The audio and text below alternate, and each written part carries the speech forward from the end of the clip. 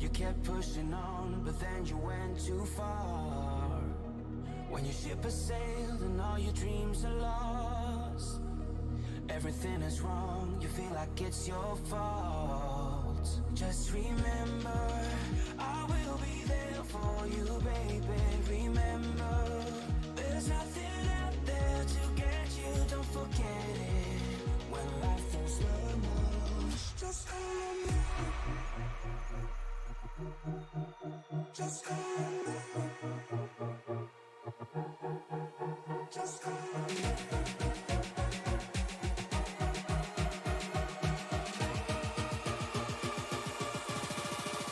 Just call me.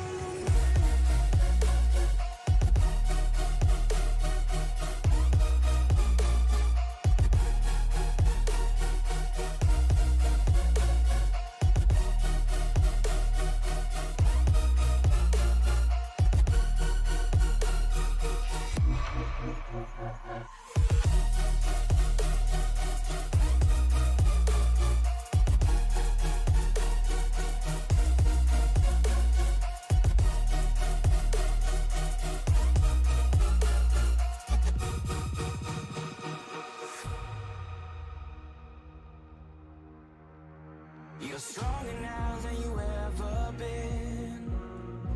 You gotta leave now, it's time to catch the wind. You will climb up high and look through the clouds.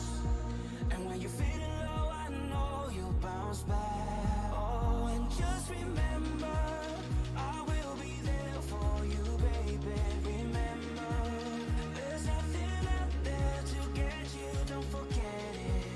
When life throws lemons, just call me. Just call me. Just call me.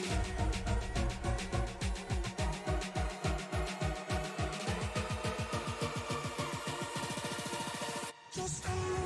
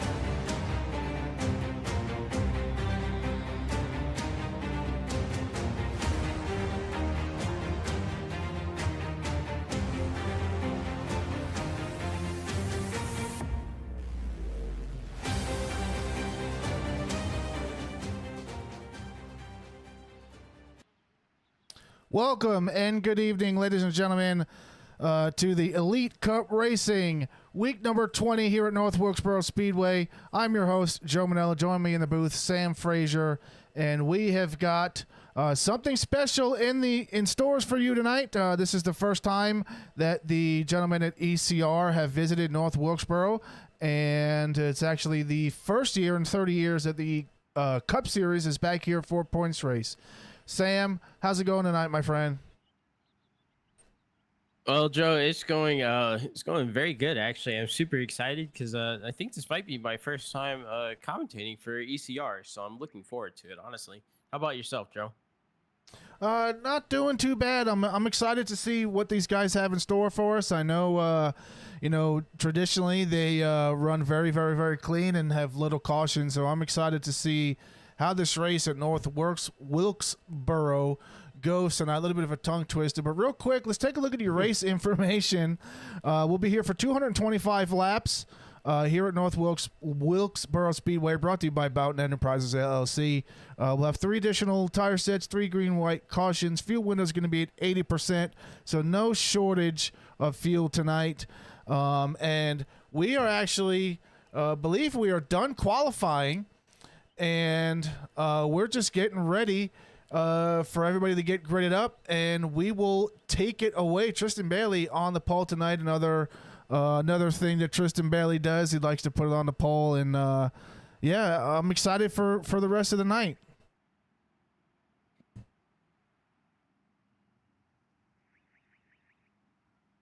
Yeah, our top 5 as it stands right now, you got Tristan Bailey starting first, immediately followed by Adam Boughton. Then you got Evan Marlowe in 3rd, John Osborne right there in the 4th spot. Sorry. You have Aaron Miller sitting in 5th. Yeah, and a little bit of an unfortunate qualifying for Tyler Burton. As you can see, the drivers highlighted in red. Those are your 3 drivers left in the in-season Eliminator Challenge. And Tyler Burton starting 17th. He's got a lot of ground to make up because, if he finishes where he finishes now, behind Adam Boughton, he will be out of the Eliminator Challenge, and then it'll be Tristan Bailey and Adam Boughton fighting it out next week for that last Eliminator spot. Well, it's definitely going to be very, very interesting to see. Yeah, I mean, we've got short track racing at its finest here. It's unpredictable, just like any other track. But if Tyler Burton is the kind of driver that I know that he is, I don't see him having any difficulty getting up to the front. Just going to take him a while to do that. But we are almost ready here to get gridded up. Usually get gridded up around 9:15. So let's see, 5 seconds to go, and we will be getting gridded up. If anyone's here in the chat, we'd like to hear some of your pre-race predictions. What do you expect to see, or what do you hope to see? And, who do you think is coming away with the checkered flag tonight? Field is gridded up. Oh, go ahead, Sam. It's gonna be interesting because Adam earlier today in our own chat, because we have a private chat for all the admins and whatnot, and he said that and this is for viewers at home, as a league, they've never raced at North Wilkesboro until tonight. So it's going to be very interesting. I can't even call it. Because 1, I've never watched the full race in this league before. And 2, they've never raced here before. So you can't really rely on historical data. Not at all. As we take a quick look at your starting grid, everyone, ladies and gentlemen, number 9, Tristan Bailey starting on the pole tonight. On his outside is going to be the number 94 of Adam Boughton. Row number 2 is going to be Evan Marlowe in the number 21 machine, and John Osborne in the number 11 G-Shock Chevrolet. Row number 3 is going to be Aaron Miller in the number 10 Toyota, and Alan Holtzman in the number 24 machine. Row number 4 is going to be Christopher Roth in the number 62 and Ryan McCall in the number 90. Row number 5 is going to be Doug DeNice and Anthony Ludi. Row number 6, Douglas King, Christopher Howell. Row number 7 is going to be Pete Walsh and Gary Nash. Row number 8, Kent Mueller and Michael York. Row number 9, Tyler Burton and Randy Meeks. And riding shotgun in the field tonight is Ethan Brooks.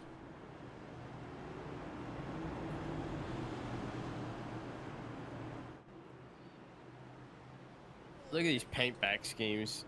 Yeah, a lot of nice ones, right? You can tell that the number 21 was going for that Wood Brothers look. Classic. Yes. Look. So that might be my favorite by default. Oh, let me get rid of that. Yeah, nice throwback scheme by a lot of these drivers here tonight. and it's a nice little touch that the guys here at ECR do. They'll have theme nights, and it's always good for the broadcast. It's good for the drivers. Get some different sponsors on their cars, and have a little bit more fun.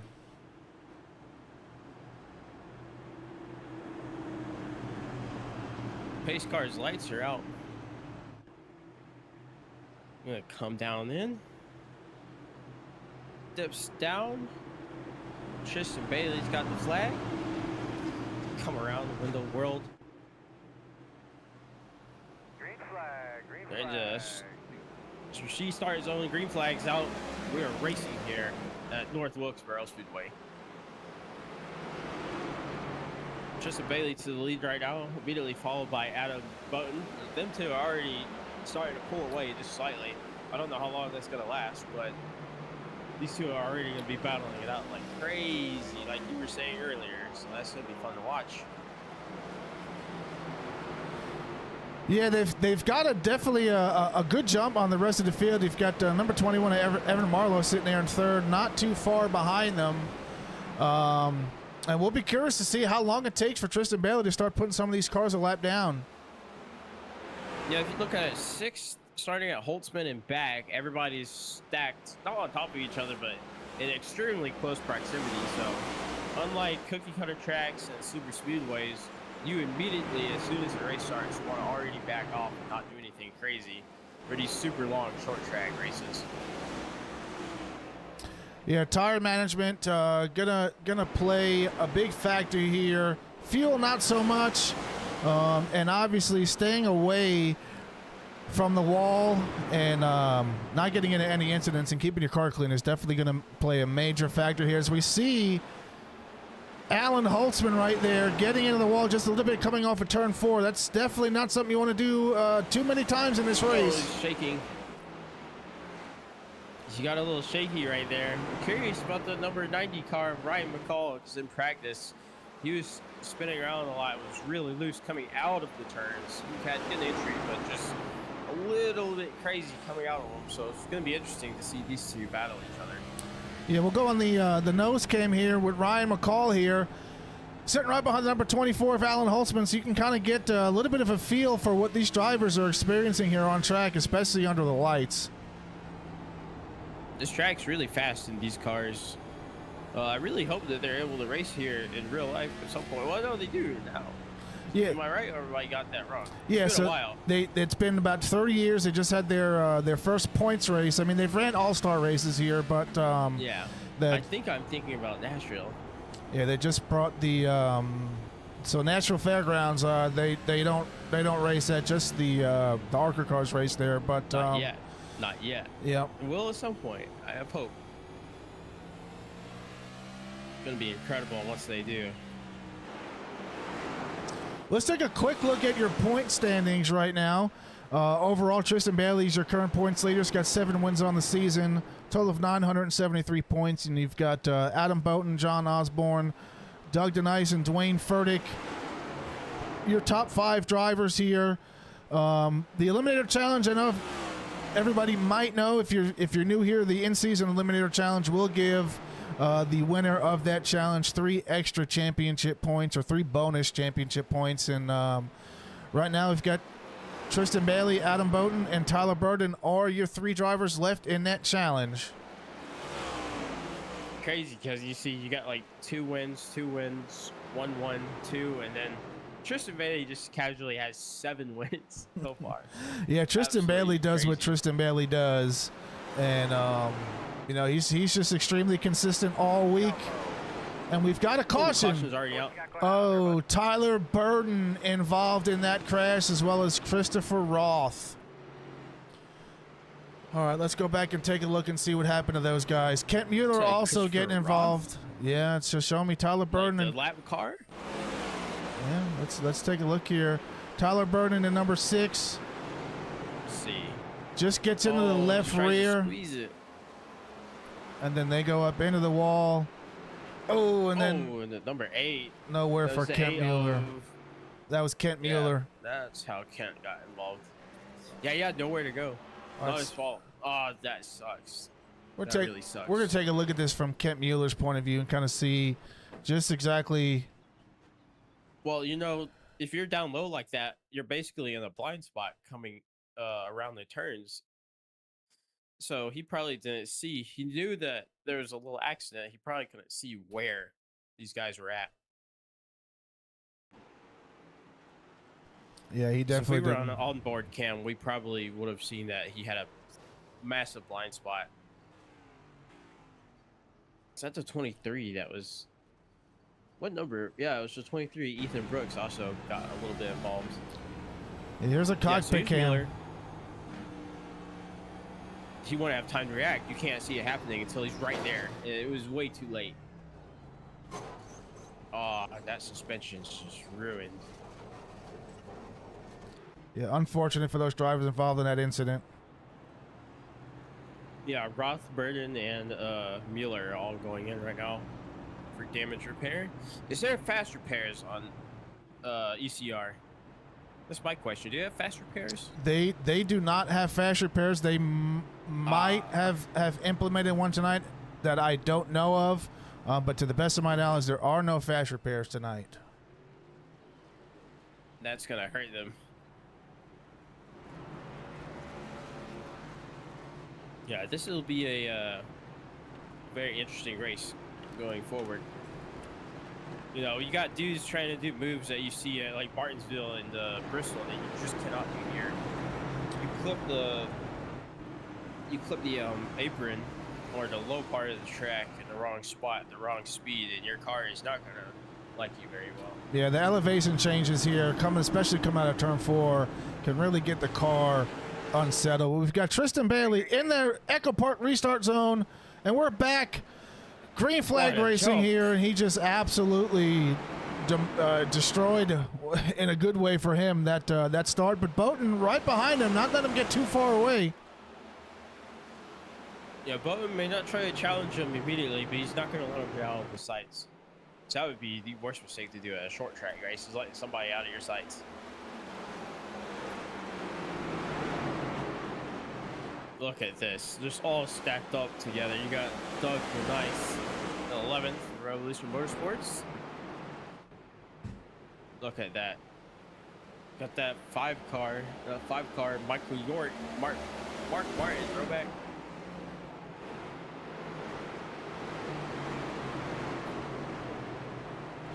Let's go on board here with Michael York. Just look at how chaotic it is. All so tight. Close quarters racing. Yeah, it's easy to come out here and run some laps by yourself, but once you start racing with 5 or 6 people behind you, going 2 and 3 wide, it really tests you as a driver. You see York there just tapping the wall, trying to leave some space for the inside. You know, this track, another unique track in the way of how you have to run it. You can't just run the inside line. The inside line, not really the fastest line around here. As you see the number 20 of Randy Meeks. 20 just dropped back hard. Getting a little loose there. It's, you know, you kind of got to do a little bit of a diamond and drift up to the top and get those tires hooked up, car straightened out, so you can get some good drive off. Yeah, North Wilkesboro is a little bit of a crazy track. I was here back in 2021 for just their regular weeknight racing, and you know, it was my first time there, first time actually ever seeing any race at that track, because you know, it was before NASCAR came there again. And you know, the on-track stuff was okay during qualifying and practice, but as soon as the race started, it was game on. Like, the entire event was just fun, really fun. Got to see it from the infield as well, so that was very unique. Yeah, North Wilkesboro, another one of those iconic. It's historic. It really is, and I'm so glad that you know, that Dale Earnhardt Jr. was able to kind of put together, you know, the logistics to getting the track cleaned up and scanned, to actually put it into iRacing.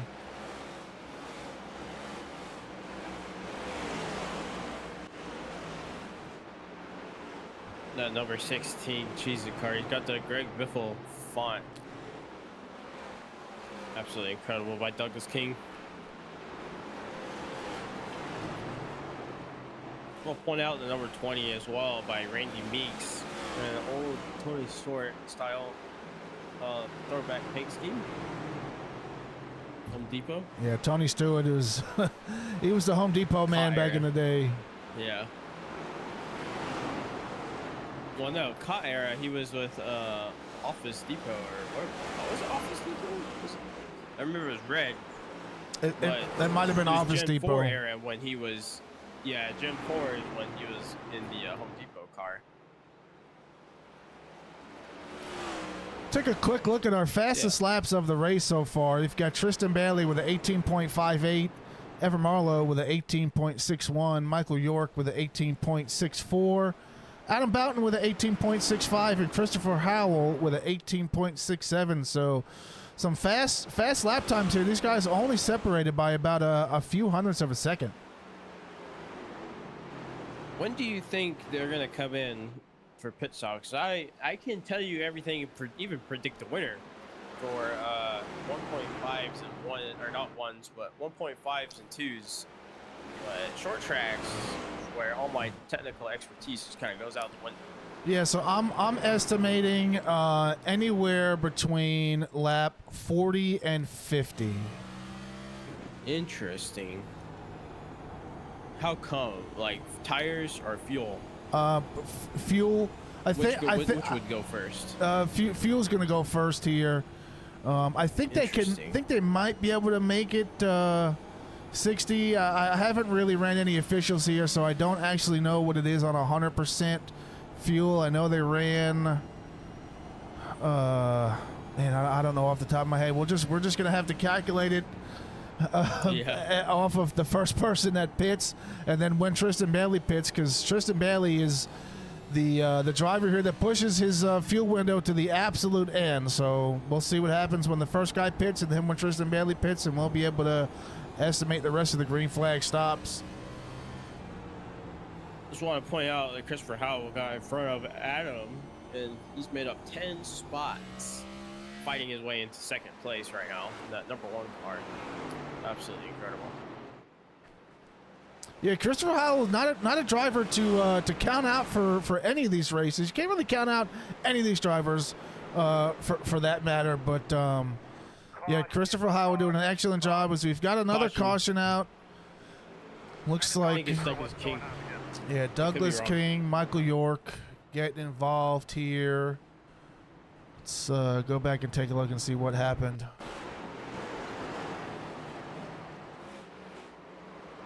Was I not just talking about them too? Yep, both. Oh, yep. I see. Just a little fender bender. Some drivers ahead of him. The number 40 of Doug Denise. 40 took a lot of damage though. Let's rewind that. Kind of see. See what happened here. I think I know what happened. I think one slid up as one was trying to climb down simultaneously.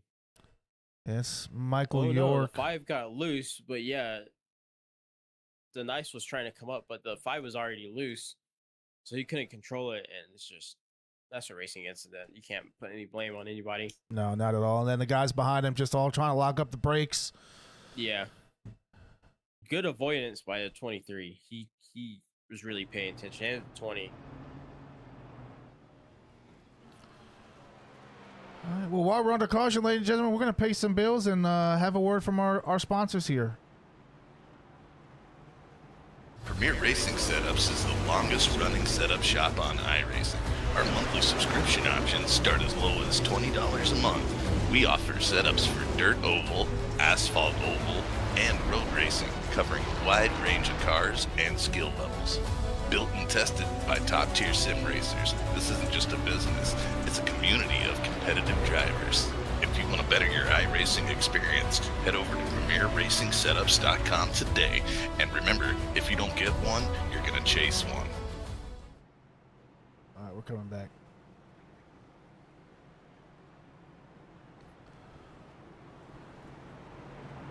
All right, ladies and gentlemen, pace car lights are off.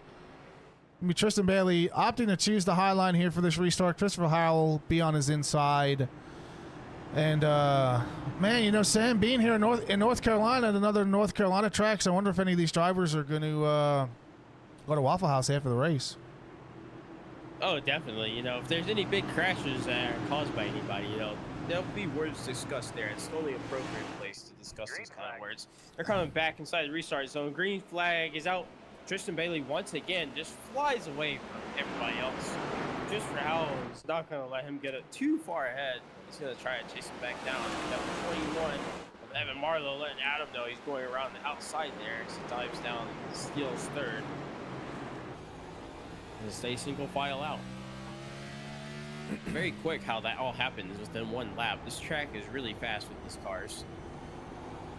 Yeah, all it takes is for you to have one bad corner, and you can end up losing a substantial amount of spots. Well, as Christopher Howell was showing, you can definitely gain it all back, and he's not the only one. Randy Meeks has made up 9 spots in that 20, and then in the 23, Ethan Brooks has also made up 9 spots. I know one of those spots for both drivers was from that little crash that just happened that we came up with caution for. But it just goes to show if you pay attention and just, you know, get in the rhythm, you can make up a lot of spots, it seems. Randy Meeks is now up 11 spots. Yeah, patience is a virtue here, and consistency as well. So we see Tyler Burton coming out of the pits, getting all of his damage fixed, hopefully, and getting back out on the track. Unfortunately, down 28 laps. That chrome is definitely a choice for a night race. Looks very shiny. Oh, yeah. Neon. Yeah, It's almost like the green parts. It's like the car's glowing almost under these lights. It kind of looks like kryptonite. Yeah. It looks pretty sick. I'm trying to see what's that on his car, the sponsor on his car is. Oh, that's the Humanities 101 Foundation, one of the sponsors for the league. Oh, that's very cool. Very, very cool. Yeah, they were Tyler Burton, 06. giving me some information about Humanities 101 Foundation, about how they do a lot of work for children with that are neurodivergent and have some neurological disorders, and they do some great work over there at Humanities 101 Foundation. That's incredible. Ethan Brooks, number 23.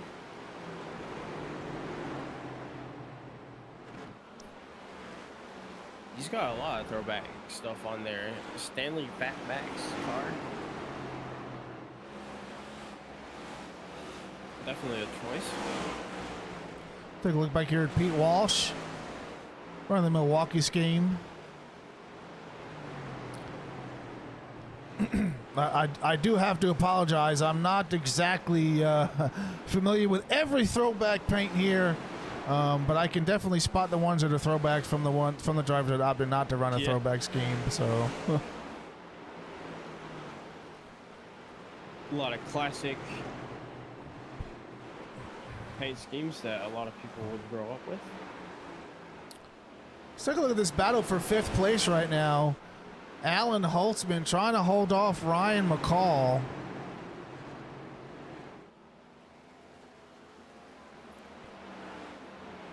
Holtzman also trying to work on the 94 of Boughton for 3rd. Let's get a good cockpit camera going. Look at that. As the 21 goes way up high, he's going to have a crazy run into the straightaway. Look at that run by the 21. Just pulling away from Holtzman. Holtzman seems to be a little bit quicker in the turns, but slower exiting. A little loose there. He catches it, but he lost a lot of momentum. That's just going to allow the 21 of Marlowe just to pull away like crazy. Marlowe's just eating up this track. Yeah, nothing that Holtzman can do there. When somebody gets a run on the outside, you just can't defend it. And that's one of the tricks of the trades here at North Wilkesboro. Caution's out. It looks like Burton. It does, unfortunately. Tyler Burton. Those 6 right there on the front start finish line. You see our leaders trying to avoid whatever happened there, right under this flag. We'll see what happened. Trying to get around the 62. Oh, just got clipped by the 16. Yeah, it looks like he got sandwiched there, and if I remember correctly, that is the same car that he was involved in the incident with, Christopher Roth, the initial start of the race. So unfortunate, getting wrapped up again. Doesn't look like he suffered too much damage though, but never the way you want to, never the way you want to race, and unfortunate that he's having the race he's having. Looks like he'll end up being out of the Eliminator Challenge after this race. But see, a lot of drivers opting to come in for some tires and fuel. We'll take a look at what they're getting. 2 tires, fuel only. So looks like a lot of these drivers opting for 2 tires. Call Wilkesboro. Go ahead and call Wilkesboro Sheriff's Department. Tell them to go sit at the local Waffle House. Tell them that there'll be a show tonight, because there probably will be a lot of words exchanged there after this race. Yeah, gotta love the 2 a.m. Waffle House conversations. You know, it's funny. I've been to Wilkesboro a lot, but I've only ever been to the track to see a race night once, which is crazy to think about. Yeah, it wasn't even a race night. It was like during the day. It wrapped up pretty quick. Yeah, I was thinking about going to the truck race last weekend, but when I looked at their weather forecast and saw how hot it was going to be, I was like, yeah, maybe. Yes, it's July. You really don't want to go over there in July. No. Well, at least unless you're not acclimated. The caution's been extended by 1 lap, so it's 2 laps to green now. Yeah, I think the driver's just not able to get letting the lucky dog. Yeah. No, I think it's for the lucky dog.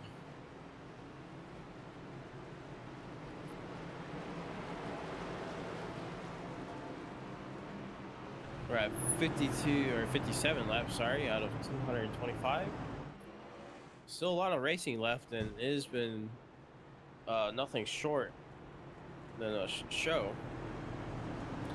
Yeah, we knew there was going to be action here.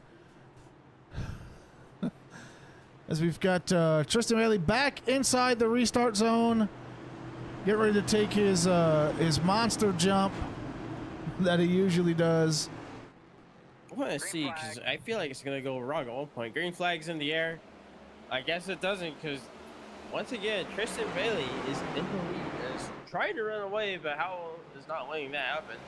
Along with everybody else, it seems like Paul and Marlowe are also pretty close. A lot closer than they were at the last restart.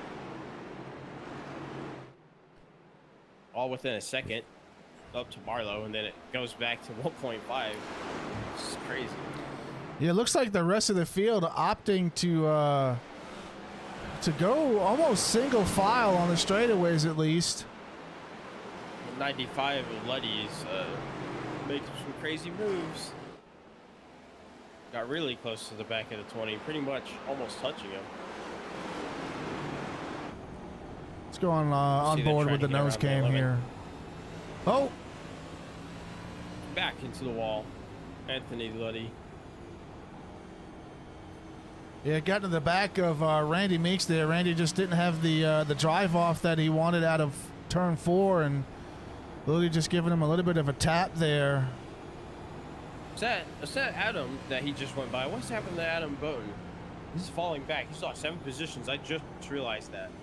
Was it for pits, or did he have a little incident at some point that caused him to fall dramatically back? I haven't seen any incidents with Boughton. I think he just he started to fall off towards the end of the last run, so I know he lost a few spots there. Maybe Ethan lost. Brooks is crawling up, by the way. Him and Randy are still climbing. Randy's up 12 spots. Brooks is up 15 spots, sitting in 4th right now. Absolutely insane. Sorry, I didn't mean to cut you off. Oh, no, you're good. That. Mention it really quick. What is he doing that everybody else that's behind him, well, now behind him, is not doing? He couldn't do in qualifying. Yeah, I think he's just managing his tires pretty good. You can see he's got a lot of drive off on exit. as he works on the number 90 here, Ryan McCall. See, it's lap 65 now. They haven't done the main pit stops yet. The back half has, but it's pretty much everybody's been involved in something that's pitted. And I see why he's climbing so fast, because he pitted at some point. Let's see. When did Ryan McCall pit? Yeah, no, Lap 53. Yeah, yeah. So, well, it's showing me no stop for him. Interesting. No, I'm seeing 2 tires only. I don't know which 2 tires, but 2 tires. More than likely going to be right side tires here, Yeah. as he's really putting up working one on. fight on McCall. Yeah, he's right up on that bumper, McCall. Let's take a look at the trunk camera here. Look at that. If you could reach out from your car and knock on somebody's car where they could audibly hear it, that's probably what Ethan would be doing right now. Yeah, he's really really working that wheel, Just be like, trying to find a way around McCall. he'd be like, "Hey, McCall, I'm right here." He's trying not to do anything crazy and get by him by doing a crazy move. You know, this early, you don't want to crash a car. Or at least not with that dramatic of a crash. The No. last lap was the only time that I could justify him doing a wild move like that. Yeah, he's definitely got some pace. I think he's just going to he's unfortunately going to have to stick behind McCall until McCall makes a mistake. Yeah. The only time I could justify somebody else doing a crazy move is on the first 5 laps or the last lap. That's the only time I think it'd be appropriate. Because, you know, early on, you want to put on a little show for the fans, or at least I like to. So I'll go out there and do some crazy moves before I back way off and settle in.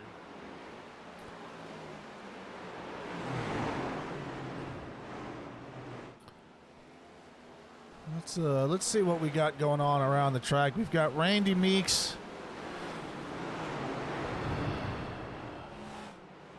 A little bit of a battle with Anthony Ludi for 7th right now. Nothing too crazy. See what that 95 into 20 is going to do as far as defense and offense goes. 'Cause you can tell Randy's on defense, but you can also tell that Luddy is also on offense simultaneously. So he's going to throw it in. He doesn't throw it as low as I thought he would, but that means he's going to have a better exit. Luddy, yeah, see, you see how he just kind of pulls forward a little bit. I think that he's going to try to recreate whatever he's doing to get speed. I don't know if it's going to work out for him.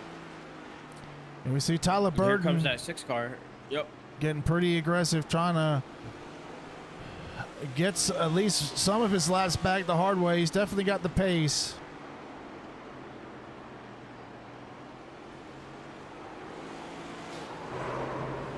Oh, there it goes. Oh, I knew something was going to happen with that. I knew something was going to happen with that. That's why I said, let's watch him. I told you. I told you. Let's see. Tyler Burton involved. The one time I looked down as well, because I looked down and I heard tires, and I was like, oh. Come back up, and I see a car going completely sideways. Yep. Did he get clipped, or did he spin by himself and then clip the car? Let's Spins again, trying to straighten up. we're gonna go back and take another look at that. He had so many spots gained too.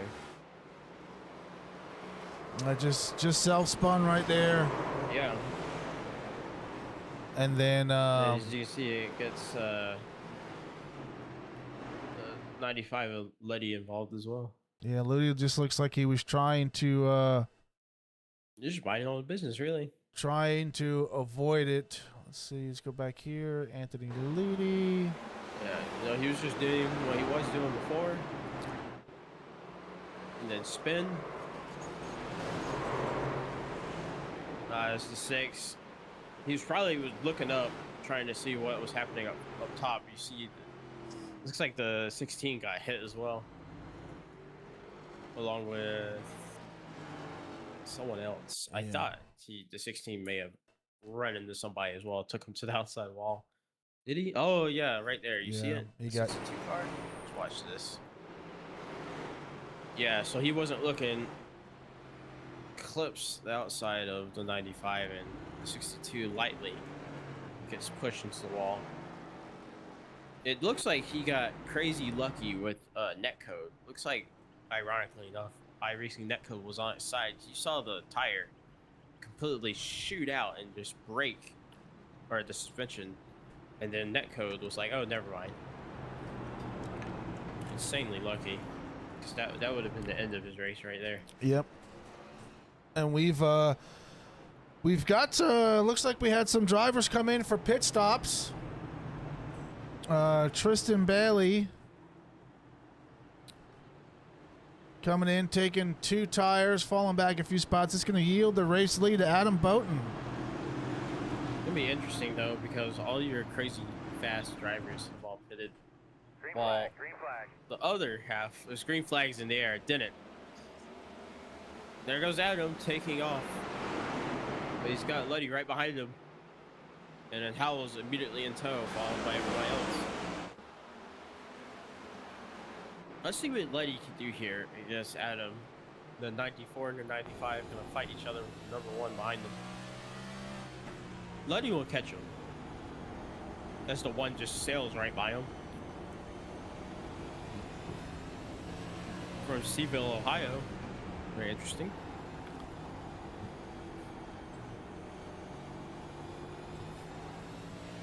Yeah, Christopher Howell opting to go for the slide job and pulls it off. 95 of Ludi seems to be losing a little bit of momentum. Still holding on to that 3rd spot pretty strong, but he's got Randy Meeks and Aaron Miller hard on the charge behind him. Let's go on board I here. know Aaron Miller tried to rough up to Meeks, and Meeks slammed into the side of him. As you can see now, he lost all his momentum after that contact. I caught that in the corner of the camera. I was like, that's gonna cause some interesting moves here. As you see, he's falling way back now. But that just causes everybody else to start passing crazy. So that's a lot of momentum on this track, because you can tell it's flowing. But on flowy tracks, you lose just a little bit of momentum. That's an automatic 6 positions gone. Yeah, absolutely. If we see the 24 car, Alan Holtzman, trying to make his way up to the front and get his lap back. Very, very close. Very close to Luddy. Yeah, a little too close for comfort there.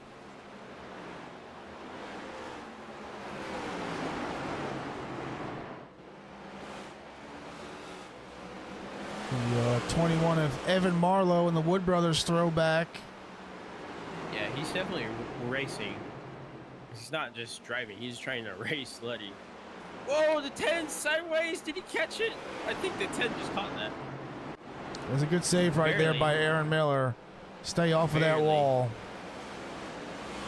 What I say though, that momentum, and look who's catching up. Everybody behind him is falling. Where they fell all the way down the 9th now. Yeah, he lost about 4 positions on that exchange. Oh, and the 23 around into the wall. Ethan Brooks. In trouble again. Was that code on his side this time though? No, I think that was Okay. I think that was another self spin. Let's go back and take a look at what happened with Ethan Brooks here from the cockpit cam. Just making his way through. Same spot. It's the same spot, but exit this time instead of entrance. Because before he messed up the entrance, now he messed up the exit. Yeah, that part of the track right there with the banking change coming off of turn 4. If your car's not completely straight, you get on the throttle, that's exactly what will happen to you.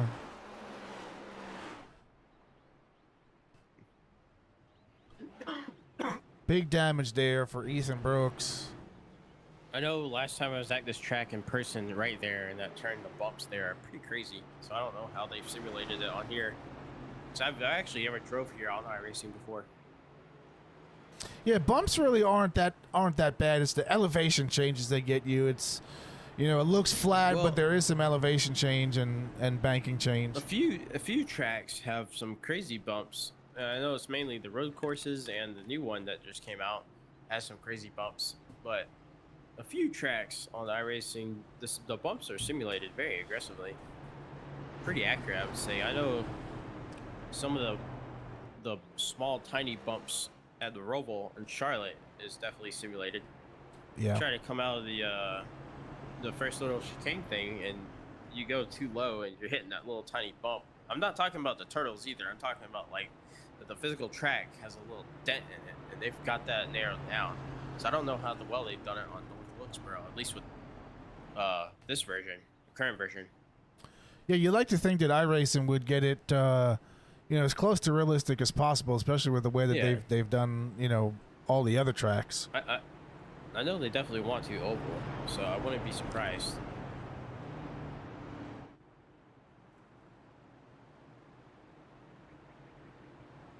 I know we got weather, but they're still working on wind simulations. I know a few other sims have got the wind down like crazy, but they're trying to work it out on here. Pace car is in. Look, he looks like it's actually trying to outrun the cars. We're coming to the Echo Park restart zone. Green flag is in the air. Howell gets the jump. Oh, the 20 of Randy Beeks is dead asleep. He's dead asleep. He got a late start, and that caused a delay behind him. You see some of the cars behind him, starting with Tristan Bailey, had to check up. Crazy. Yeah, that is not how Tristan Bailey anticipated that restart was going to go. As he's got the most laps led tonight. Look at him make his way back up to the front. He's trying to, at least. He's got to get around Evan Marlowe in that 21. Then he's going to fight Randy Beeks, who seems to be very aggressive. Because, you know, he's back up here again. He's 16 spots gained with Howell, 11 spots. We got our two biggest movers in first and second right now. So I'm not even surprised. What you've described to me earlier about this league, I'm not surprised that this is how it's sitting. Yeah, a lot of these drivers are in contention week after week. With Tristan Bailey being the one that usually comes away with the win. Yeah.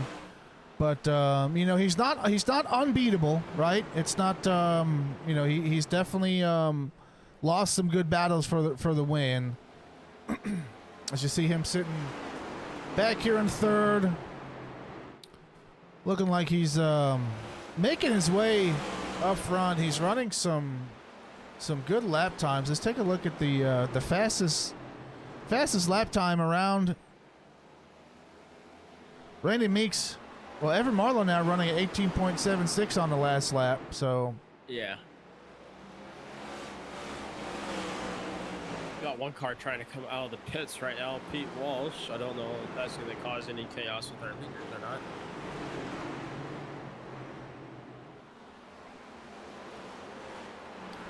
Tyler Burton getting the 6? sideways again. Yep, that was the 6.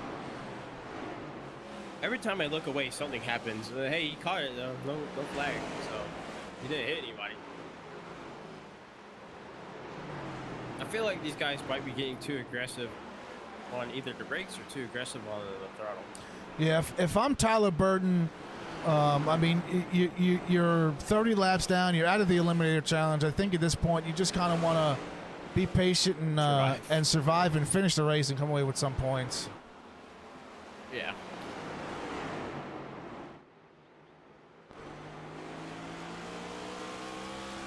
You see the battle between Randy Meeks and Tristan Bailey right here for second behind our current leader, Christopher Howell. Look at that. What a shot. This is a good shot right here, seeing these two duke it out. See Bailey pulling ahead. Meeks trying to get a run, can't get a run. That just allows Bailey to start trying to dig through and claw his way up the track, trying to gain back to get to Christopher Howell so they can duke it out. Which I don't know if they're going to duke it out now or if they're going to, like, you know, just going to try to get close and just sit on the bumper for a good solid, like, 50 laps and then fight later. That's what I would do, honestly. That's what I do on the long short track races. You just climb up to the dude in second and then fight it out in the last 5 laps.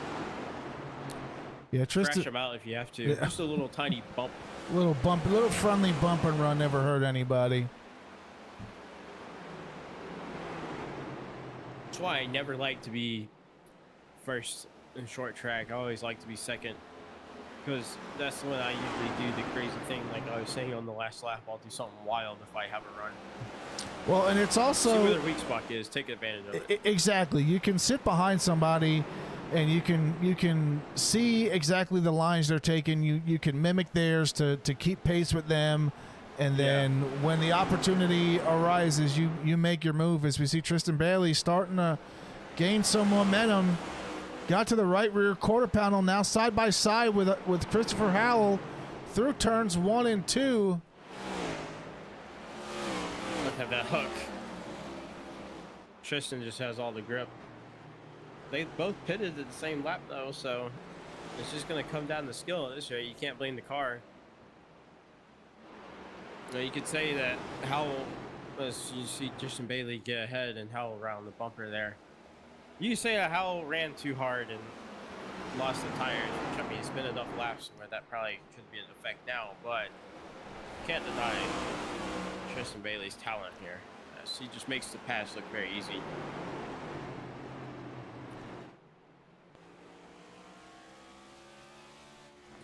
Just take a look inside the cockpit from the nose on Tristan Bailey. Christopher Howell is still right behind him, not letting him get too far away just yet.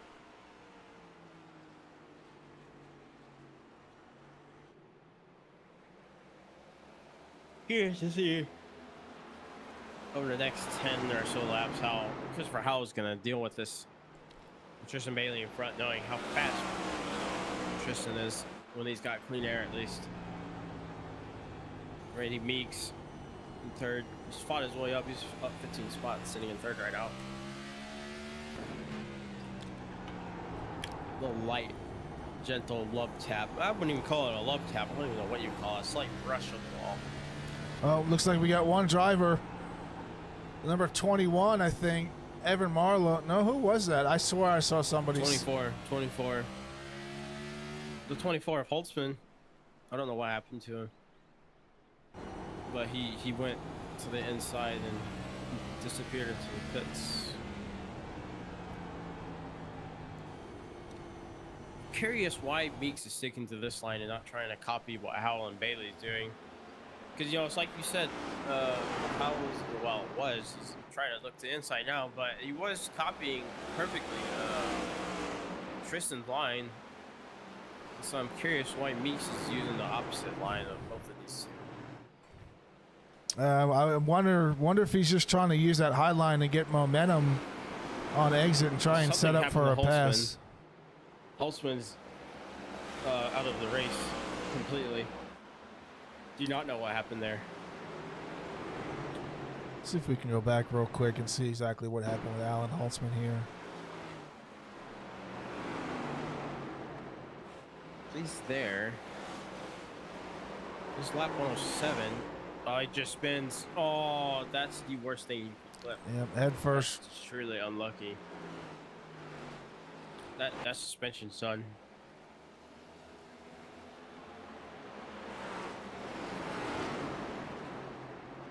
Look at the 21 of Marlowe trying to sit on Meeks and just be like, hey, I'm here. Marlowe is not going to sit around. He's going to try to get around Meeks now. Whether that be for his own gain or to put on a show for the fans. So if it was me, I'd honestly start, throwing myself to the inside. Try to put on a little show for the fans, Yeah, he's not quite there yet. Oh, you see him get a little bit loose right there, locking him up. We just got a first-hand look at that. Oh, and Meeks slams into the back trying to look back. He's probably caught it in the corner of his eye. Got a little distracted. That sucks for Marlowe. Commentator's curse. I have no remorse though. I honestly think it's funny. Yeah, his tires are definitely not going to be happy after that little spin. He's going to have to let them cool down and try and make his way back up. Though, catching it. He did the same thing that Holtzman just did, but he was able to catch it. Same place too. I'm pretty sure it was in the exact same place. See those rotors getting red hot as he's on the brakes. That's everybody's though. Everybody's rotors been glowing like crazy. They do the same thing at Road Atlanta as well. Any car at Road Atlanta, the rotors just glow. Really cool to see at night.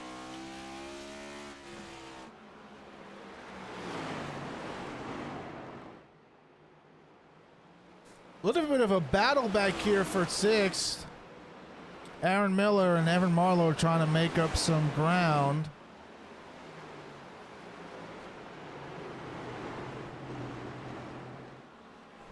Yeah, I know Miller was, for a little bit, this very short time, was sitting up there with everybody else.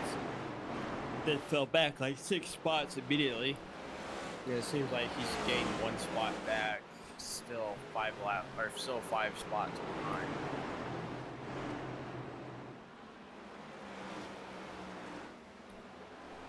All right, ladies and gentlemen, we're going to step away for just a second, but you will not miss any of the action as we go side by side.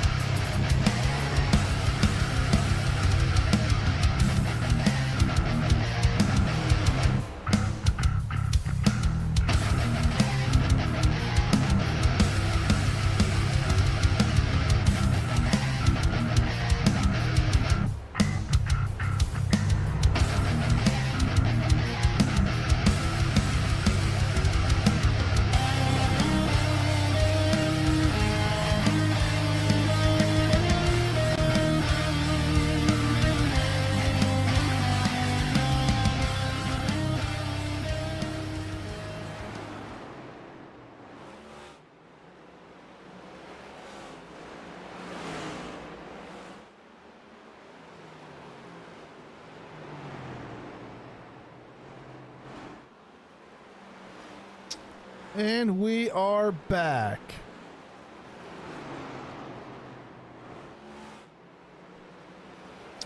Tristan Bailey, still your race leader, leading 97 of 128 laps so far here in the ECR NextGen League at North Wilkesboro, live on SRM Sim Racing Media.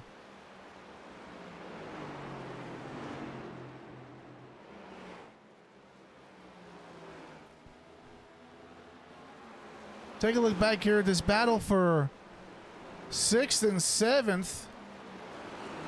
Evan Marlowe getting around Aaron Miller.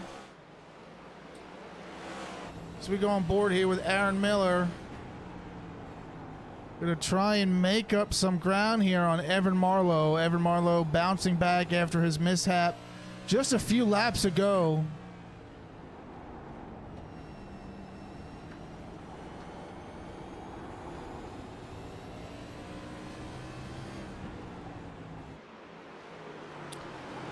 Christopher Howell, though, keeping Tristan Bailey within arm's reach. It's not something that you traditionally see when Tristan Bailey gets out front. Usually when he gets out front, he just starts to pull away. But Christopher Howell doing a good job keeping him in his sights as we go and take a look at the nose cam here of Christopher Howell.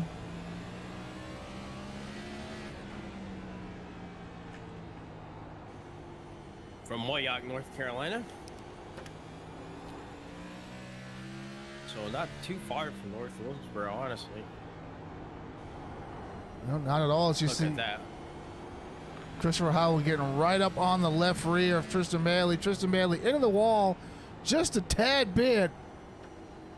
Just a little scrape. We have lap traffic coming up though, so that's going to really make things interesting at this track. So if there's anything I remember from my one time being at this track, is that lap traffic changes everything. Yeah, absolutely does, and it could be a Could be an advantage, it could be a disadvantage. It all depends on how you navigate that traffic, and if you're, if you're able to use the guy that you're battling as a pick to get around him.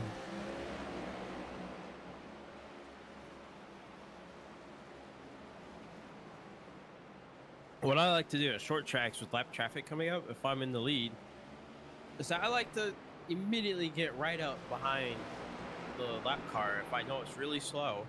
Wait until the guy behind me is, almost basically ready to pass, and then I'll throw my car right below the slower car, and that blocks pretty much the traffic so that the dude behind me has to brake. He has no choice but to brake, or else he's taking out 2 cars, and that's going to basically take out himself. Call it dirty, call it what you want, but that's how I race short track.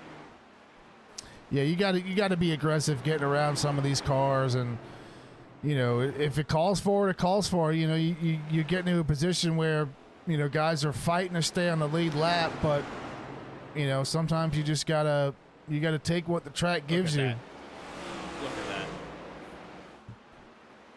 That's in Tristan Bailey's advantage. What just happened there with the one trying to get around the 40.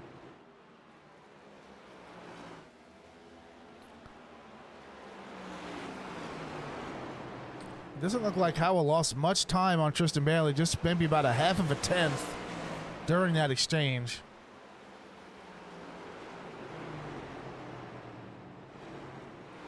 He's still pulling away. Slowly but surely.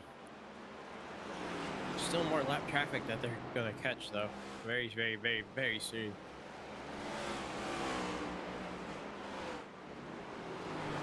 Take a quick look at this battle. Oh, go ahead. Well, no, go ahead. I was going to say, we'll just take a quick look at this battle right here for 8th. Got Anthony Ludi and Aaron Miller.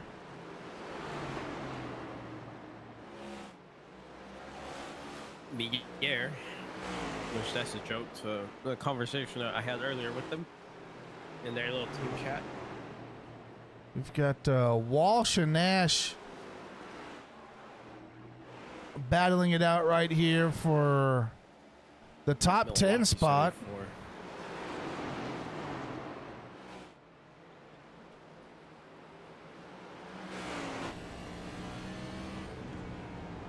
74. On board with Nash. Just couldn't. A little bit of an awkward spot. Really awkward positioning going in and trying to exit like that. No flow at all. Yeah, looking on board at least, I'm not driving, but just looking at it, it looks like you want to really flow through these turns. If you can't flow, you're not going to go anywhere. And that really hurts for this, because when the other people are flowing and you're not flowing, well, you're going to get caught really fast. Yeah, you wanna really try and carry as much momentum into the corner so you can roll it real nice and be able to get back on the throttle.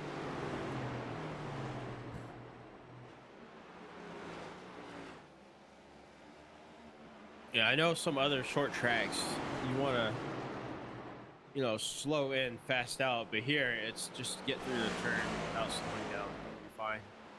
Doesn't matter how fast you exit as long as your entry is perfect. Got a battle up here for 3rd. John Osborne, a driver we haven't talked much about tonight, working on Randy Meeks. Started 4th and currently in 4th. Early in the race, he fell back pretty far, and it looks like he's worked his way back up to 4th. See if he can climb up. Like you were saying, trying to work on it. Randy just has a little bit of better speed coming out of the turns, but slows way down going in the turns. Very interesting. Kind of backwards from everybody else on track right now.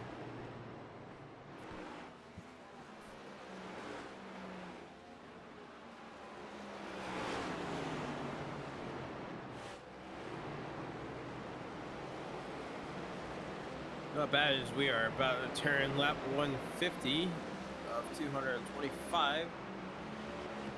As your current top 5 is Tristan Bailey in first, Christopher Howell, which is pretty much immediately after him.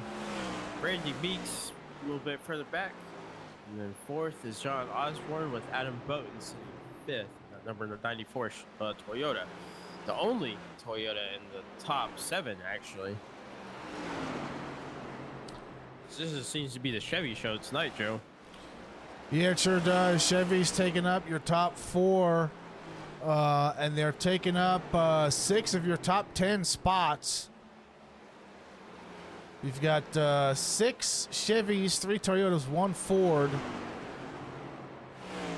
And that lone Ford is going to be Pete Walsh of Lone Wolf Racing. Well, Roth is not too far behind Miller.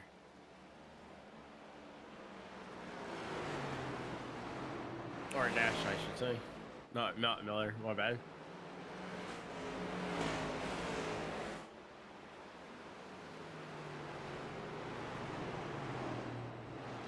So yeah, this race is pretty much battle of the bow ties. Yeah, it's a lot of these drivers have actually done a really good job staying out of trouble and being consistent. You know, Tristan Bailey as well as Christopher Howell being some of those drivers. As you see, Christopher Howell still not letting Tristan Bailey pull away too much. So I'm curious to see how the green flag pit cycle goes if we get one.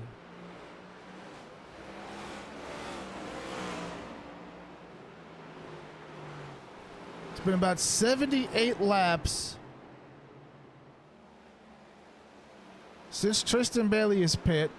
Furthest driver back that pitted 101 laps ago is Aaron Miller. So these guys able to go more than 100 laps on tires and fuel. My calculations were now. way off. Oh wow, I'm awake now. I seem to have had a little accident behind my mic. Drinking water, ice water, and I just spilt it all over me. Oh yeah, that'll do it. Hit my face. It hit my face. It's just straight ice too, because I have a heavy ice water ratio. Wow, I am cold now.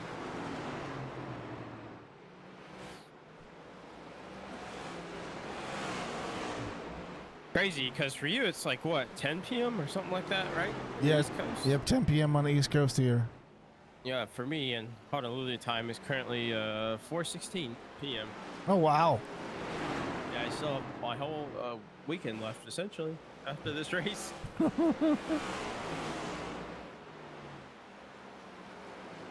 Yeah, it's awesome how you know, iRacing can pull people together from all parts of the world and Oh yeah.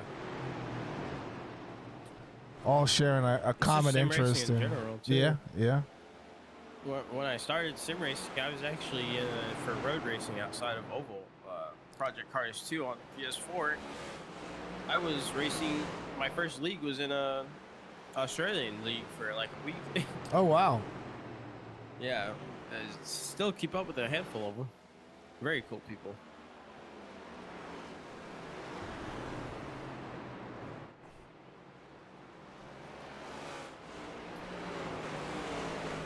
I feel like pit stops are gonna come soon, because if you notice, everybody's a lot slower than they have been. Like average lap time. Yeah, they've Like their best is like 1850s, 1870s, and now you got people running 1950s, high 19s really. 120. Several 20s actually.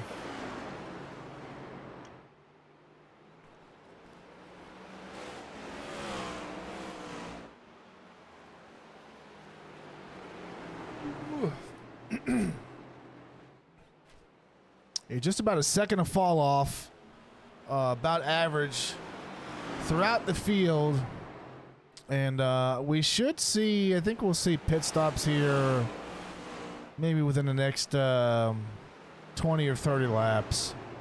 Probably the next, like, I want to say 15 actually. I'm gonna undercut your numbers by 5. Say about 14, 15.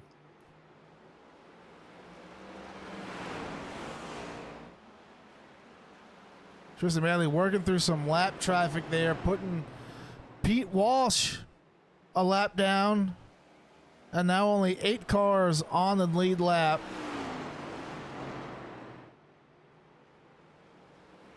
To be fair, that's still a lot. There was one league at one point where there was only 2 cars on the lead lap.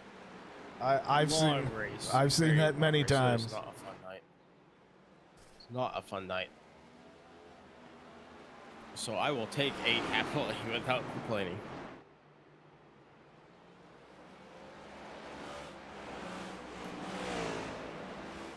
Anthony Ludi will be next on the totem pole. As Tyler Burton up into the wall again. And again. And again? Probably not. And then. Close. I saw something. Was that Sparks? I think it was. That might have been Sparks. Yeah, we can say it again.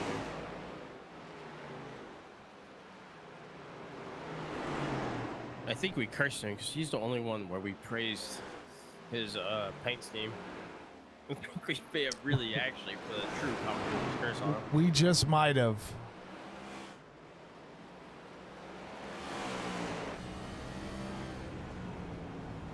Just look at it from Luddy's view. Wow, he's really high. Smack the wall again. You can tell Luddy's trying to be very careful and trying to pass.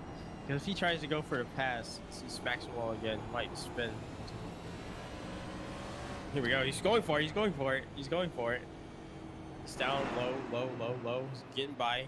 Past him. I don't think Luddy's going to have the speed to make a run on him. Or Walsh isn't going to have the speed to make a run on him. Yes, good move by Ludi getting by Tyler Burton. With the incidents that Tyler Burton's been involved in tonight, I'd probably opt to stay as far away as I can, respectfully. Yeah.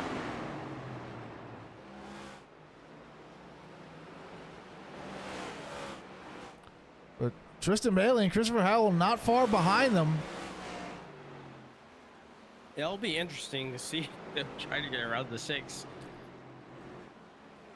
The 8 car is coming back on, I think. Or something's happening to the 8. Why is the 8 so slow? Did he hit? Yeah, I think he's coming. I think he was coming off of pit road. Number 8.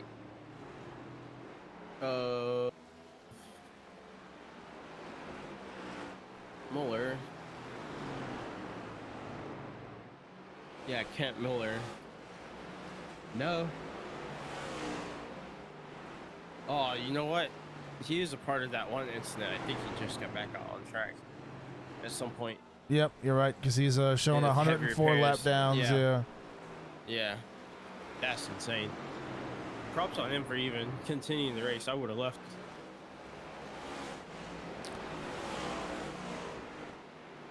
Well, we are points racing, so any points he can get, if he can make up some of these laps back, maybe he'll get in front of King, Ethan Brooks, and Alan Holtzman, but we shall see.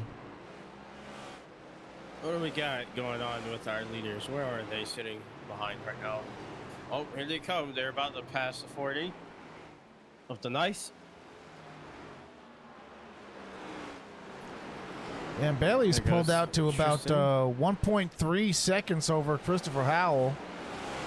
Let's be honest, that's going to change really fast. Yeah. As you can see, the nice is not playing nice.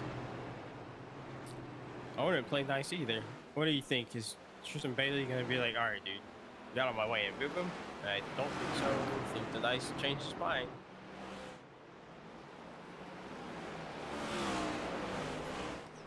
Oh, you see the 6 dip way low. Oh, he might be going in. He might be going in the pits. Yeah, he's on. I was about to say, like,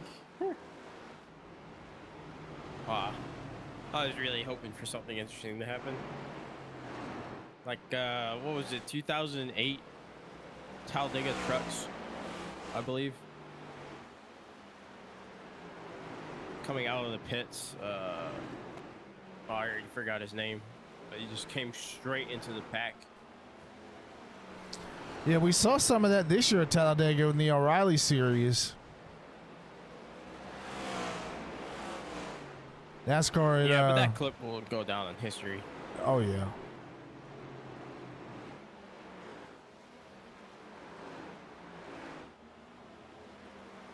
Osborne now made up some ground on Howell. He's about 0.4 of a second behind Christopher Howell. He's in third.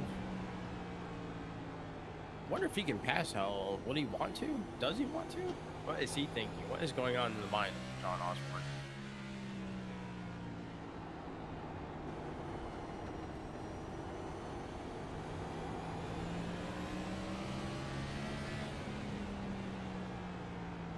You know what we need to start implementing, Joe? That would be kind of funny. What's that? Is what NASCAR used to do, or it probably still does. I honestly have not watched a full broadcast in a very long time. Like from start to finish, actually pay attention to everything happening. But during cautions, not green flag run, cautions, pull in a driver from their team chat on Discord into the booth and just, you know, do like a mid-race interview. Yeah, absolutely. We can definitely start doing that. Well, John Osborne looking at the inside of Howell. Look at that. Look who's right behind these two, though. Yep, Aaron Miller. He's got a front row seat as you see Osborne. Oh, he just tried to peek through. Howell's fighting for his life. Netcode is going to flash Osborne's car, though. Let's take a look at this battle from the view of Aaron Miller. I think Howell's on the radio right now saying that he's blinking.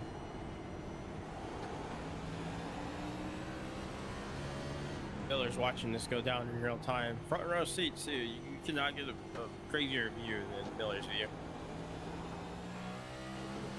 Yes, Miller's a little distracted as he hits the wall. He's probably thinking, like, I don't want anything crazy to happen. I just want to survive this race. I think Aaron Miller might be on fresher tires, too. Just a little bit. 30-lap old tires. For those of you who have the ability to commentate on the YouTube stream right now, what driver on the next caution would you like to see on the broadcast for a mid-race interview? Because pretty much everybody's in the Discord, and I can pull them up myself. Just let us know. Definitely take it into consideration. 10 flies by Gary Nash. The 88 car.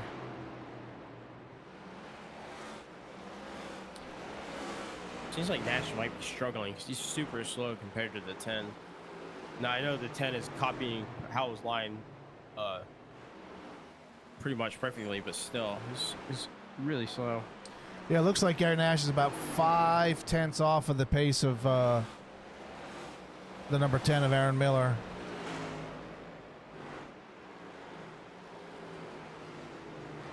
With how many laps left, there may not even be a caution. I could be completely wrong, but if I was everybody, I don't know. When do you think they're gonna come in? Because it has been way longer than both of us predicted. Yeah, we've got about 30 laps left to go. We're like at 30 laps since last pit. Yeah, we've got Pete Walsh who was able to push it 137 laps. So I'm not sure we'll see. I'm not sure we'll see another pit stop unless we get a caution.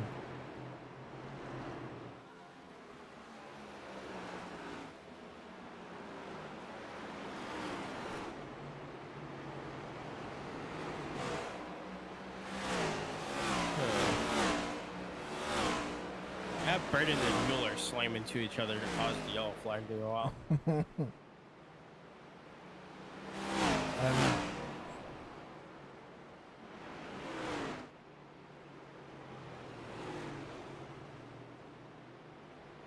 You know what I've just realized? I've commentated with SRM trucks, Cup cars, and Xfinity / O'Reilly cars, and I've never seen them flip before, but as soon as I go on official series or do like my own little league race, not broadcasted or broadcasted. I'll see cars flip. Why is that? I don't know, that's just I don't know, luck or lack thereof.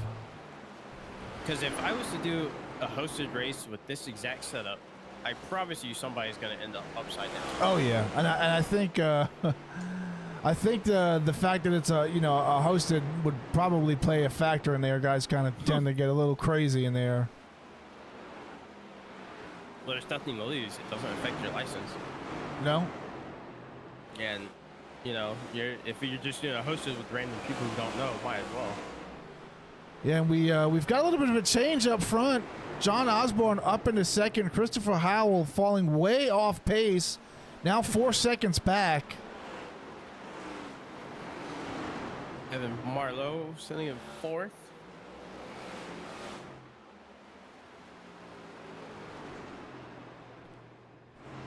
What if we pulled Marlowe up here in the next caution, if there even is one? There's 27 laps to go. And that won't be a bad idea.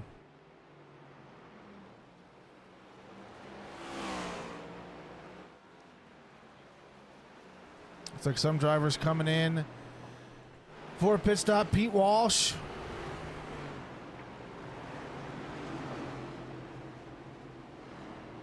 Looks like Randy's saying something. I don't know what he's saying. So I'll have the radio turned on. I can just see them talking.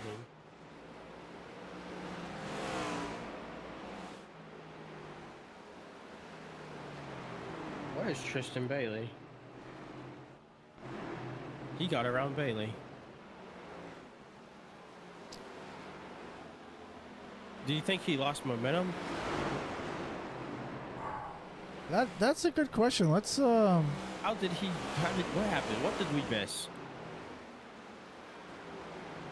go back and take a look and see what. Are you able to find it? Yeah. Do you see Bailey up ahead? Bailey.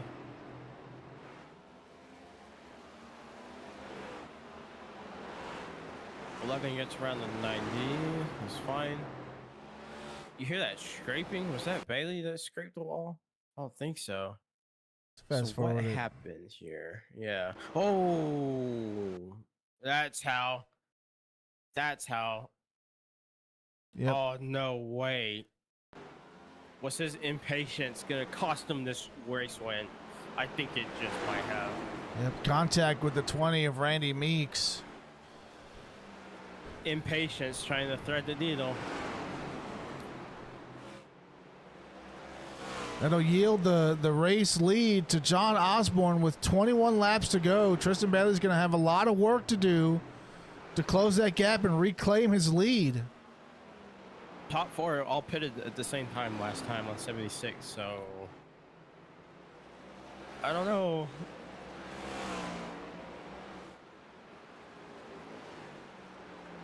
I can't believe that he did that. That's gonna eat him up all night. Yeah, it's definitely going to While eat you him got up. the back runners duking it out in the front of the Waffle House, he'll be in the back with his 399 waffle, pondering over why he did that.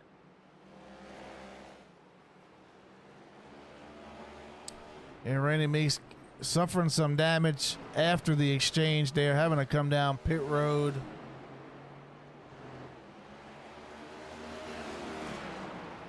Look at Osborne just run away with it. If I was Osborne, I'd be laughing all the way around this track, lap after lap now. Trying to be very careful as well. Yeah, so all it took was one mistake from Tristan Bailey to lose the lead. You don't want to put yourself in that same sort of situation. See him working on Evan Marlowe right there. Very carefully, though. You see how much space they're giving each other?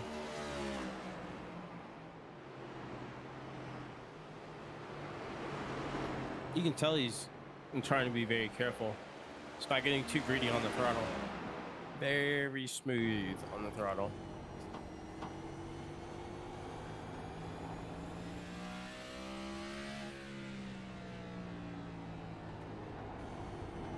This has been a pretty good race. A really good race, honestly. 15 laps to go. Yeah, not too many cautions. enough to keep the broadcast exciting and keep things interesting, but not an absolute wreck fest. And that's one thing that the guys here at ECR do. They're just clean all around. I feel like for first time full commentating of an ECR race, I feel like this was a really good first throwback weekend and North Wilkesboro. I don't think I can ask for anything more. Probably a super speedway. Absolutely. Those are really crazy to commentate. But I would not count Tristan Bailey out. I was about to say. Gained back 0.8 of a second.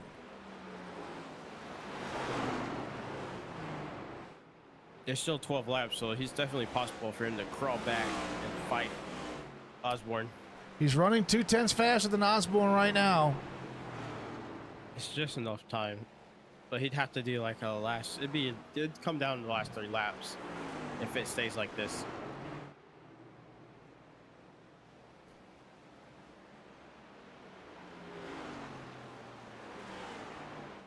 We've seen how everybody restarts.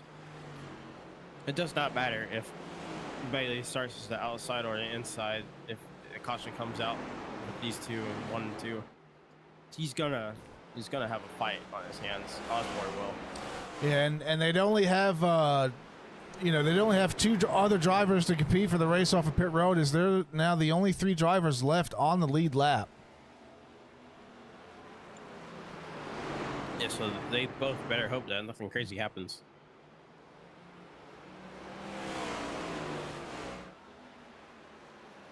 Because Christopher Howell is also really fast off the line as well, as we've seen. He's so close, but it feels so far. It looks far because of the lap cars in between them, but it's really not that far. It was under a second with 8 laps remaining. You can tell that Osborne's slightly nervous and very aware of the lap car, as Meeks is like, hey, I'm still here. I don't care if I'm a lap down. You're going to earn it. Yeah, a So I second. don't blame him. I do the same thing. To make it interesting, I do the same thing. A second gap on a short track is like I'd probably say like a 5 or a 0.6 of a second gap on a intermediate track. It's just, Yeah. as you see, Bailey's now closed the gap down to 0.4 of a second here. As we get ready to come to 5 laps to go. Yeah, Meeks was like, get away from me, and took off. And probably gave Osborne a little spook because for a second there, it was consistently under half a second, almost to 0.3.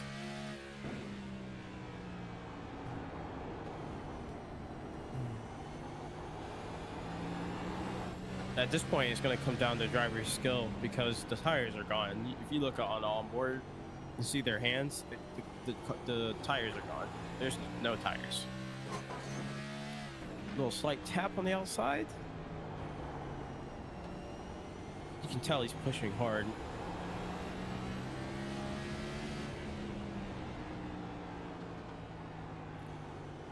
Very interesting line choice by both of them.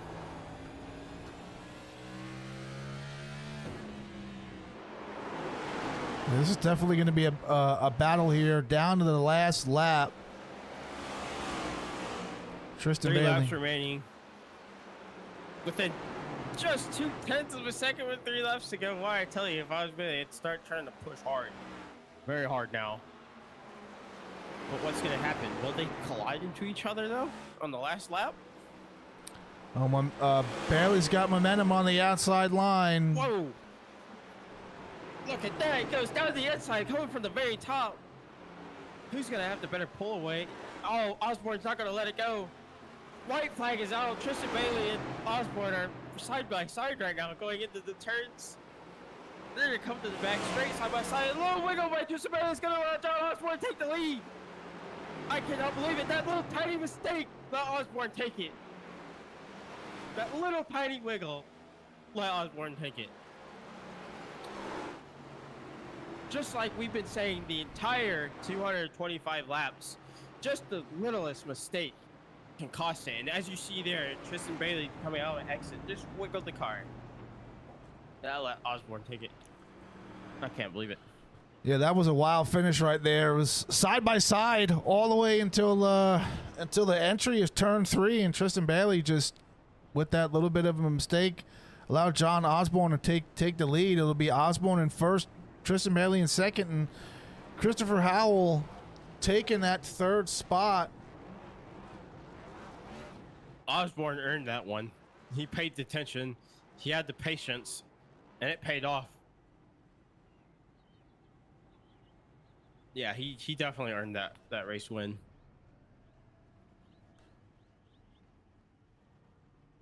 Definitely celebrate tonight. Little Waffle House or not. little Busch Light, little Waffle House. What a combo.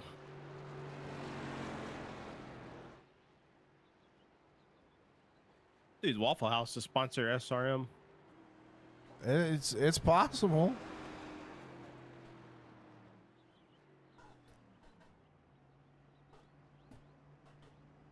Not gonna stay out and completely burn it down, because I would if I were him.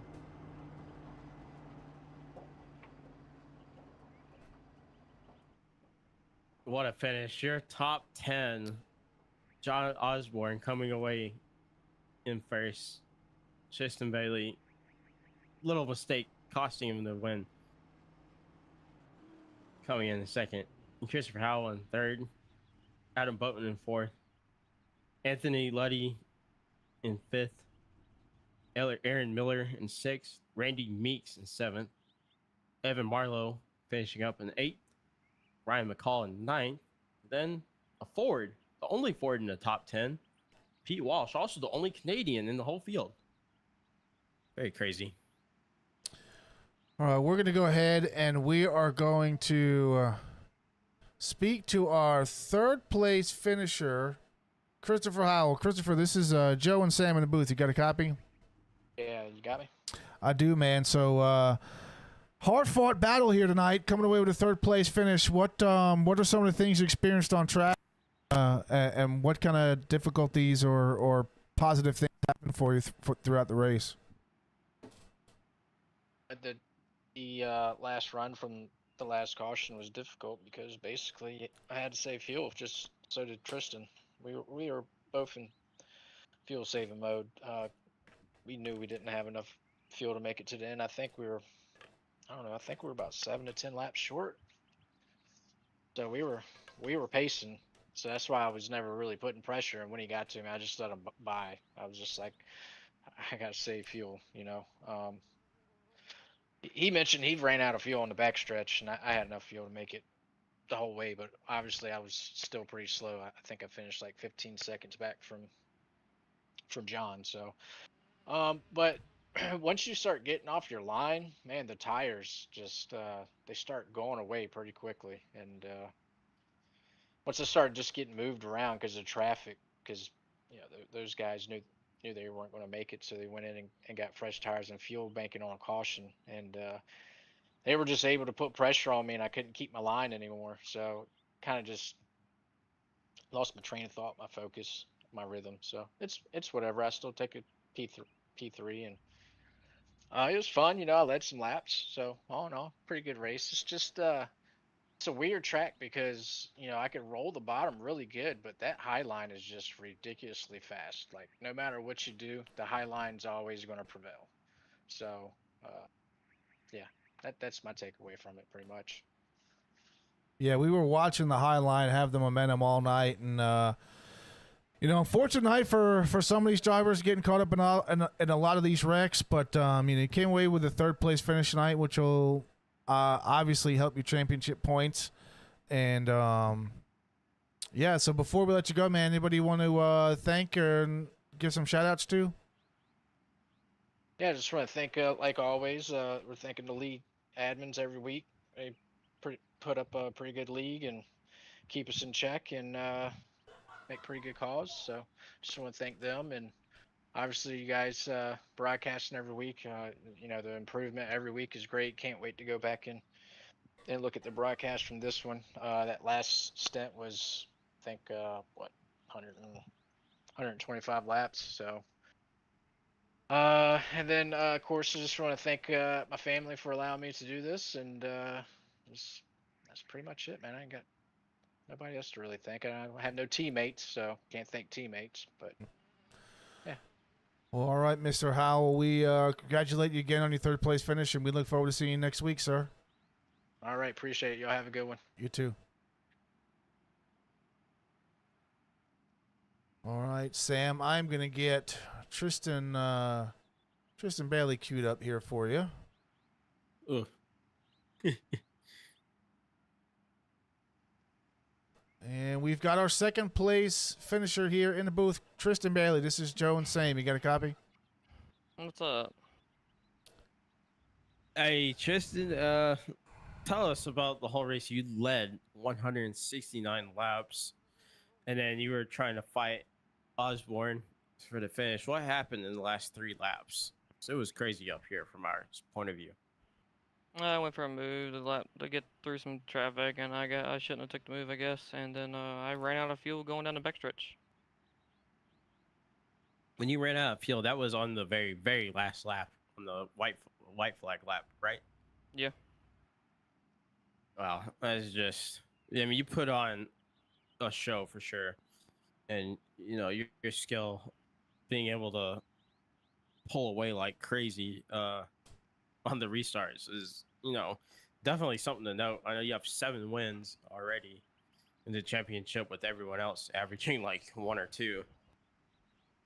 So you're still ahead, and you know there's more races to come up. So how do you feel about the race overall? I don't know. I know there's just gonna be caution because it's a short track to begin with, but it wasn't. I mean, I was in the lead for most parts. I guess I can't really say it wasn't terrible, but I don't know. It just seemed like it just all depends also on traffic when you caught them, what line they took, and just trying to go around them. Some of them stuck to the bottom, some of them stuck to the top. But the guys that I caught that managed me to spin, they weren't even a lap down yet. I was trying to put them a lap down. I was just got put in a weird situation. Shouldn't have try to go 3 wide. Should just followed in behind him and get him the next corner. But oh no, it wasn't terrible. It's definitely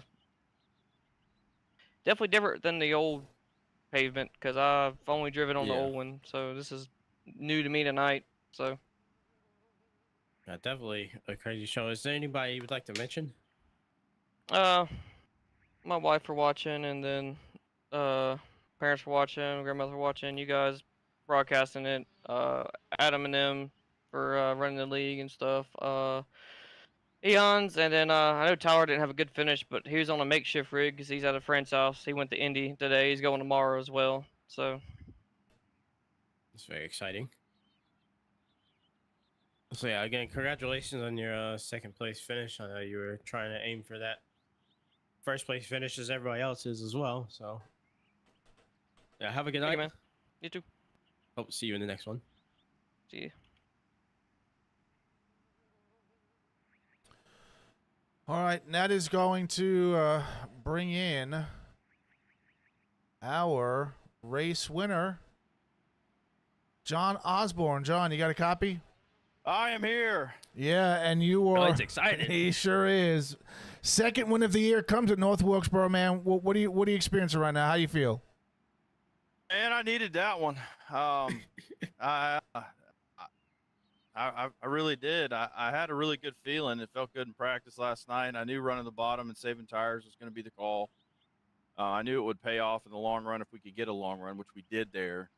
You know, I didn't know if the tires could make it over like 140 something laps. And so I never got the tire warning. I'm like, I guess I'm okay. But yeah, they were pretty low there on rubber at the end. But man, I was you know, I hated to see what happened. I mean, I didn't hate it, but I mean, I don't ever like anybody getting bumped out of the way by another car. But you know, I didn't even look back. I just kept going. I was like, please caution, don't come out. And then all of a sudden he's 2 seconds behind, then he's 1.8, then he's 1.5. I'm like, how is this possible? I was like, because he was running the high side the whole time, and I was like, I've been saving tires, man. I should have more rubber in this guy. Like, what on earth? And I don't know how he got back up there. I mean, props to him, man. I guess if he hadn't ran out of fuel there on that last lap, he probably would have got me. But I wasn't gonna give him the bottom entering 3. I think I might have had a little bit better drive off exiting 4 to maybe still get it. But man, I guess we'll take him any way we can get him. Winning in this league is tough. It's hard, as we saw at Indy. So man, that would have been nice. But it is what it is. But yeah, it was a good night. I missed my teammate. He's on vacation with his family. I hated not having him here tonight. He did pop in the chat after the race and just said, "Let's go."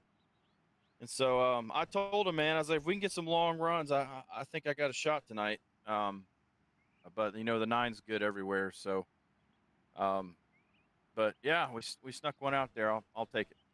Yeah, you take him any way you can, and you did it in exciting fashion there, door to door down the backstretch for the win, and got your second win of the season. Really, really happy and proud of you for that. And still got holy cow, man! I just noticed there's only 3 cars on the lead lap. Yeah. Yeah, it was just you 3. Even if we would have got a caution, you only would have had 2 cars to race off of pit road there. So, yeah, just a phenomenal night all around, and still got quite a few races to go in the season. You're in contention for the championship right now. So, what are your feelings going on the rest of the season, being in contention? Yeah, man, Tristan is very good. I mean, he wins like a pole every week, and I think he's got like 7, 8 wins, and so I mean he's going to be tough to beat down the stretch. Just gonna try to keep battling it out. Where are we at next week? Are we at Nashville next week? Yeah, Nashville Super Speedway.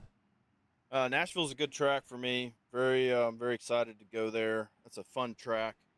I mean, of the 2 concrete tracks we got, that's my favorite one. I'm feeling good. I feel like I'm in a better position this season than I was last season.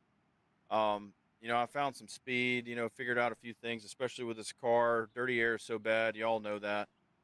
We saw it at Michigan. We saw it at Indy. Wasn't as bad tonight because there just wasn't as high speed. So you could kind of put it where you wanted it in order to find the best grip. So that was a lot of fun tonight. I heard some guy shifting down to 3rd, and I just left it in 4th the whole night. I was like, man, I just don't think that's going to last for a whole long time if they're downshifting to 3rd, and it didn't. I feel like I was just going to put too much heat in the right front. But, moving forward, man, I feel like we got a lot of good tracks that fit my eye and my racing style well. And so, yeah, man, we're just going to keep after it. I know Dwayne's in the fight too, so me and him are going to keep working together and see how we can, go battle him, once we get into the playoffs. But yeah, man, I'm pumped, man. Tonight feels great. Yeah, it's definitely a great feeling getting a win, especially here in such a tough league with the Elite Cup Series, or Elite Cup Racing. And, yeah, so we'll before we let you go, Mr. Osborne, who do you want to thank and who helped you get it done tonight, man? I definitely want to thank my teammate, Dwayne, man. He's become a really not just a great teammate, but just a really good friend in life. Really appreciate him, man. He's just a really good guy. I'm happy for him that he's on vacation with his family. I know they needed it, man. He works really hard to provide for his family, and so, man, attaboy, Dwayne, for taking your family on vacation, and I hope you're having fun. Thank Adam and Kent for putting on the league, as always. Been a lot of fun racing here. It's a whole lot more fun when you're winning, which doesn't happen all the time. So, but it's still fun anyway. So I appreciate them. Definitely want to thank the sponsor on the car, Casio G-Shock. Love Casio. I actually am not wearing one tonight, so apologize. But it's not like they're paying me any money, right? Thank you, both of you guys up here in the booth. You, Joe, and Sammy. I appreciate both of you. There was a lot of action tonight. It's a very small track, downhill one side, uphill the other. So it's a lot of fun. I'm glad that NASCAR is back here racing, regardless of how many people are complaining about the race links right now. Yeah, I think my dad. I don't think he was watching tonight, but I appreciate him. Love him so much. And this whole season is dedicated to my mom. Man, she passed away 2 days after Christmas. I know I've talked about that before, but this win is definitely dedicated to her. That's why I'm running the 11 instead of the 81, which I've typically ran. Her birthday was on October 11th, and so I wanted to run the 11 in honor of her. So I definitely want to give her a shout up in heaven. Thanks, Mom. Love you. We'll see you in about maybe 50 years, hopefully. Yeah, man. Good night. Awesome. Well, ladies and gentlemen, we're your race winner, John Osborne. John, we'll see you next week in Nashville. All right. We'll see you. Yes, sir. All right, that's going to do it, ladies and gentlemen, for the broadcast. Just a quick little recap. John Osborne's going to be your race winner. Tristan Bailey in second. Christopher Howell in third. Randy Meeks going to be your hard charger of the night. Tristan Bailey with the most laps led for 169. Alan Holtzman putting down the fastest lap of the race with an 18.506. Pole position award goes to Tristan Bailey. We went 225 laps, 115 miles, 4 different green flag lean changes, 4 different leaders, 5 cautions, for a total of 21 laps. And Sam, what a thriller we experienced here tonight. What a even more of a exciting finish that we had. Yeah, this was very exciting, and I was very happy to do this for ECR. Very fun league. I really want to come back and do more of their events. Yeah, absolutely, and we'll be back live next Saturday, 9:05 or 9:10 p.m. For the ECR NextGen League at Nashville Super Speedway. When that being said, ladies and gentlemen, God bless and good night.